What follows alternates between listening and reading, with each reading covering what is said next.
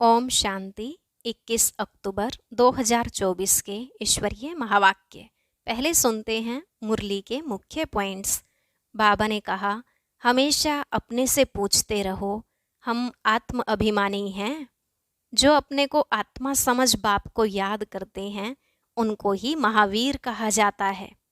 भले फट से तो महावीर नहीं बन सकते, परंतु धीरे धीरे ऐसा बनने की मेहनत करनी चाहिए। रोज अपने चार्ट में देखना है, हम 24 घंटे में कितना समय खुद को आत्मा समझ रहते हैं। ऐसे कभी नहीं कहना कि चार्ट लिखने की भी फुर्सत नहीं। फिर बाबा ने कहा, तुम बच्चे अभी ईश्वरीय सर्विस पर हो, ऑन गॉडली सर्विस। जितनी जो सर्विस करेंगे उतना फल भी अवश्य मिलेगा। मेहनत बिगर थोड़े ही कुछ मिलता है। दिन प्रतिदिन तुम जितना याद की यात्रा को बढ़ाते रहेंगे, उतना तुम्हारा ही कल्याण है। परंतु माया से बड़ी संभाल रखनी है। यह तुम्हारी बुद्धि का योग कहाँ का कहाँ ले जाएगी। मित्र संबंधी आदि याद आते रहेंगे। लास्ट में बाबा ने कहा, अब तुम्हें दैवी गुण धारण करने हैं। कोई भी गंदा काम, चोरी आदि नहीं करनी चाहिए। पुण्य आत्मा बनेंगे ही योग से, ज्ञान से नहीं। योग से ही ताकत मिलती है और तुम पवित्र बनते हो। इसलिए बाप बार बार समझाते हैं, मीठे मीठे बच्चे, इन बातों को अच्छी रीति समझो। अब सुनते हैं महावाक्यों को विस्तार से। बाबा ने कहा, मीठे बच्चे, सच्चे बाप के साथ सच्चे बनो। सच्चाई का चार्ट रखो। ज्ञान का अहंकार छोड़ याद में रहने का पूरा पूरा पुरुषार्थ करो। प्रश्न, महावीर बच्चों की मुख्य निशानी क्या होगी? उत्तर, महावीर बच्चे वह जिनकी बुद्धि में निरंतर बाप की याद हो। महावीर माना शक्तिमान। महावीर वह जिन्हें निरंतर खुशी हो, जो आत्म अभिमानी हो, जरा भी देह का अहंकार न हो। ऐसे महावीर बच्चों की बुद्धि में रहता कि हम आत्मा हैं, बाबा हमें पढ़ा रहे हैं। ओम शांति। रूहानी बाप रूहानी बच्चों से पूछते हैं, अपने को रूह या आत्मा समझ बैठे हो? क्योंकि बाप जानते हैं यह कुछ डिफ़िकल्ट है, इसमें ही मेहनत है। जो आत्म अभिमानी होकर बैठे हैं, उनको ही महावीर कहा जाता है। अपने को आत्मा समझ बाप को याद करना, उनको महावीर कहा जाता है। हमेशा अपने से पूछते रहो कि हम आत्म अभिमानी हैं। याद से ही महावीर बनते हैं, गोया सुप्रीम बनते हैं। और जो भी धर्म वाले आते हैं, वह इतने सुप्रीम नहीं बनते हैं। वह तो आते भी देर से हैं। तुम नंबरवार सुप्रीम बनते हो। सुप्रीम अर्थात शक्तिमान व महावीर। तो अंदर में यह खुशी होती है कि हम आत्मा हैं। हम सब आत्माओं का बाप हमको पढ़ाते हैं। यह भी बाप जानते हैं। कोई अपना चार्ट 25% दिखाते हैं, कोई 100% दिखाते हैं। कोई कहते हैं 24 घंटे में आधा घंटा याद ठहरती है, तो कितना % हुआ? अपनी बड़ी संभाल रखनी है। धीरे धीरे महावीर बनना है, फट से नहीं बन सकते हैं, मेहनत है। वह जो ब्रह्म ज्ञानी तत्व ज्ञानी हैं, ऐसे मत समझो वह अपने को कोई आत्मा समझते हैं। वह तो ब्रह्म घर को परमात्मा समझते हैं और स्वयं को कहते हैं अहम ब्रह्मस्मि। अब घर से थोड़े ही योग लगाया जाता है। अभी तुम बच्चे अपने को आत्मा समझते हो। यह अपना चार्ट देखना है। 24 घंटे में हम कितना समय अपने को आत्मा समझते हैं। अभी तुम बच्चे जानते हो हम ईश्वरीय सर्विस पर हैं, ऑन गॉडली सर्विस। यही सबको बताना है कि बाप सिर्फ कहते हैं मन मना भव, अर्थात अपने को आत्मा समझ मुझे याद करो। यह है तुम्हारी सर्विस। जितनी तुम सर्विस करेंगे उतना फल भी मिलेगा। यह बातें अच्छी रीति समझने की हैं। अच्छे अच्छे महारथी बच्चे भी इस बात को पूरा समझते नहीं हैं। इसमें बड़ी मेहनत है। मेहनत बिगर फल थोड़े ही मिल सकता है। बाबा देखते हैं, कोई चार्ट बनाकर भेज देते हैं, कोई से तो चार्ट लिखना पहुंचता ही नहीं है। ज्ञान का अहंकार है, याद में बैठने की मेहनत पहुंचती नहीं। बाप समझाते हैं, मूल बात है ही याद की। अपने पर नजर रखनी है कि हमारा चार्ट कैसा रहता है, वह नोट करना है। कई कहते हैं चार्ट लिखने की फुर्सत नहीं। मूल बात तो बाप कहते हैं, अपने को आत्मा समझ अल्फ को याद करो। यहाँ जितना समय बैठते हो तो बीच बीच में अपने दिल से पूछो कि हम कितना समय याद में बैठे। यहाँ जब बैठते हो तो तुमको याद में ही रहना है, और चक्र फिराओ तो भी हर्जा नहीं। हमको बाबा के पास जरूर जाना है, पवित्र सतो प्रधान होकर जाना है। इस बात को अच्छी रीति समझना है। कोई तो फट से भूल जाते हैं, सच्चा सच्चा चार्ट अपना बताते नहीं हैं। ऐसे बहुत महारथी हैं, सच तो कभी नहीं बताएंगे। आधा कल्प झूठ दुनिया चली है, तो झूठ जैसे अंदर जम गया है। इसमें भी जो साधारण हैं वह तो झट चार्ट लिखेंगे। बाप कहते हैं, तुम पापों को भस्म कर पावन होंगे याद की यात्रा से। सिर्फ ज्ञान से तो पावन नहीं होंगे, बाकी फायदा क्या। पुकारते भी हो पावन बनने के लिए, उसके लिए चाहिए याद। हरेक को सच्चाई से अपना चार्ट बताना चाहिए। यहाँ तुम पौना घंटा बैठे हो तो देखना है पौने घंटे में हम कितना समय अपने को आत्मा समझ बाप की याद में थे। कईयों को तो सच बताने में लज्जा आती है, बाप को सच नहीं बताते। वह समाचार देंगे, यह सर्विस की, इतनों को समझाया, यह किया, परंतु याद की यात्रा का चार्ट नहीं लिखते। बाप कहते हैं, याद की यात्रा में न रहने के कारण ही तुम्हारा कोई को तीर नहीं लगता है। ज्ञान तलवार में जोहर नहीं भरता है। ज्ञान तो सुनाते हैं, बाकी योग का तीर लग जाए वह बड़ा मुश्किल है। बाबा तो कहते हैं, पौने घंटे में 5 मिनट भी याद की यात्रा में नहीं बैठते होंगे। समझते ही नहीं हैं कि कैसे अपने को आत्मा समझ और बाप को याद करें। कई तो कहते हैं हम निरंतर याद में रहते हैं। बाबा कहते हैं, यह अवस्था अभी हो नहीं सकती। अगर निरंतर याद करते फिर तो कर्मातीत अवस्था आ जाए, ज्ञान की पराकाष्ठा हो जाए। थोड़ा ही किसको समझाने से बहुत तीर लग जाए। मेहनत है ना। विश्व का मालिक बनना कोई ऐसे थोड़े ही बन जाएंगे। माया तुम्हारी बुद्धि का योग कहाँ का कहाँ ले जाएगी। मित्र संबंधी आदि याद आते रहेंगे। किसको विलायत जाना होगा तो सब मित्र संबंधी, स्टीमर, एरोप्लेन आदि ही याद आते रहेंगे। विलायत जाने की जो प्रैक्टिकल इच्छा है वह खींचती है। बुद्धि का योग बिल्कुल टूट जाता है और कोई तरफ बुद्धि न जाए, इसमें बड़ी मेहनत की बात है। सिर्फ एक बाप की ही याद रहे, यह देह भी याद न आए, यह अवस्था तुम्हारी पिछाड़ी को होगी। दिन प्रतिदिन जितना याद की यात्रा को बढ़ाते रहें, इसमें तुम्हारा ही कल्याण है। जितना याद में रहेंगे उतना तुम्हारी कमाई होगी। अगर शरीर छूट गया फिर यह कमाई तो कर नहीं सकेंगे। जाकर छोटा बच्चा बनेंगे तो कमाई क्या कर सकेंगे। भल आत्मा यह संस्कार ले जाएगी, परंतु टीचर तो चाहिए ना जो फिर स्मृति दिलाए। बाप भी स्मृति दिलाते हैं ना। बाप को याद करो, यह सिवाय तुम्हारे और कोई को पता नहीं है कि बाप की याद से ही पावन बनेंगे। वह तो गंगा स्नान को ही उच्च मानते हैं, इसलिए गंगा स्नान ही करते रहते हैं। बाबा तो इन सब बातों का अनुभवी है ना। इसने तो बहुत गुरु किए हैं। वह स्नान करने जाते हैं पानी का। यहाँ तुम्हारा स्नान होता है याद की यात्रा से।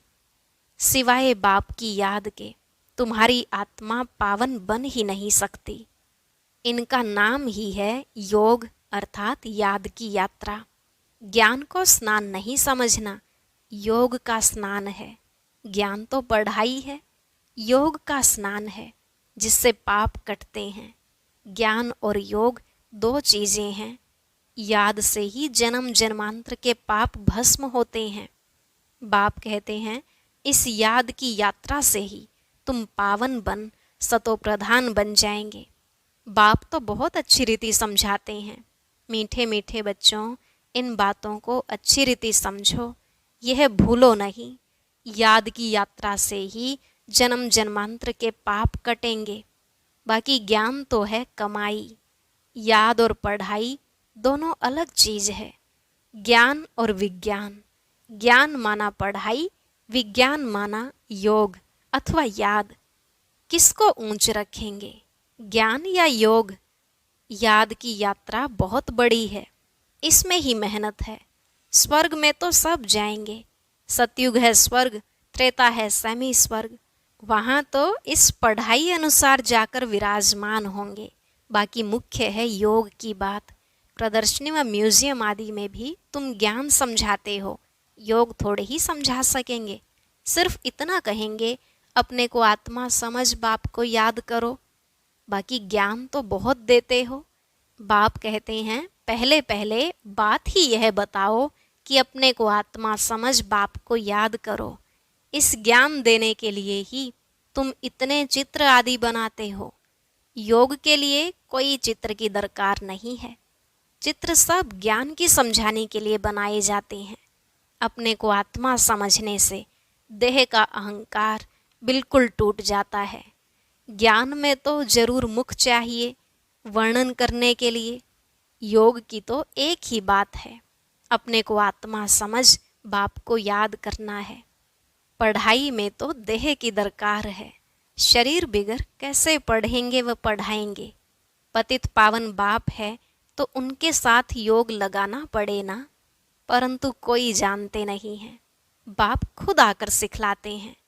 मनुष्य मनुष्य को कभी सिखला न सके।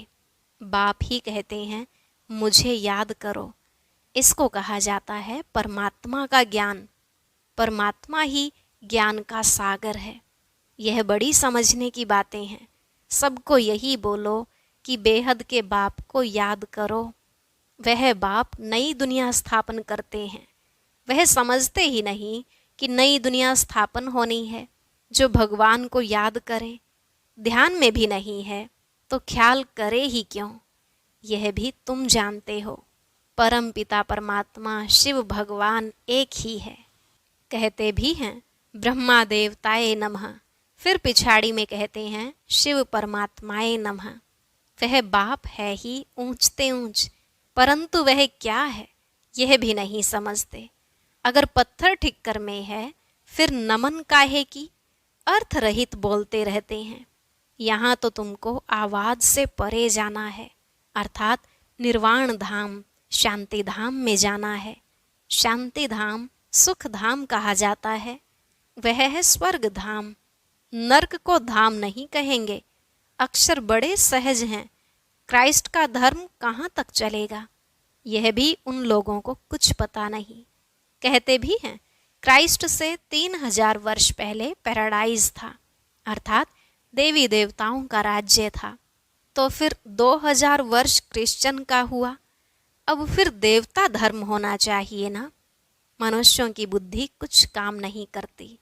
ड्रामा के राज को न जानने के कारण कितने प्लान बनाते रहते हैं। यह बातें बड़ी अवस्था वाली बूढ़ी माताएं तो समझ न सकें।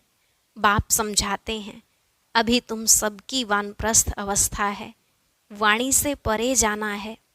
वह भल कहते हैं निर्वाण धाम गया, परंतु जाता कोई नहीं है।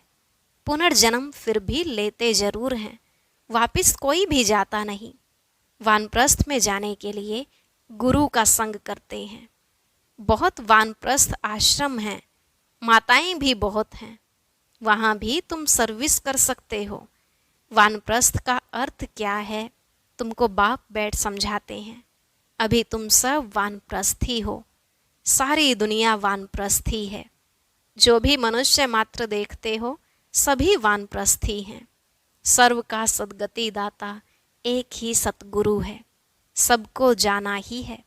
जो अच्छी रीति पुरुषार्थ करते हैं वह अपना ऊंच पद पाते हैं। इसको कहा ही जाता है कयामत का समय। कयामत के अर्थ को भी वह लोग समझते नहीं हैं। तुम बच्चों में भी नंबरवार समझते हैं। बड़ी ऊंच मंजिल है, सबको समझना है। अभी हमको घर जाना है जरूर। आत्माओं को वाणी से परे जाना है। फिर पार्ट रिपीट करेंगे, परंतु बाप को याद करते करते जाएंगे तो ऊंच पद पाएंगे। दैवी गुण भी धारण करने हैं।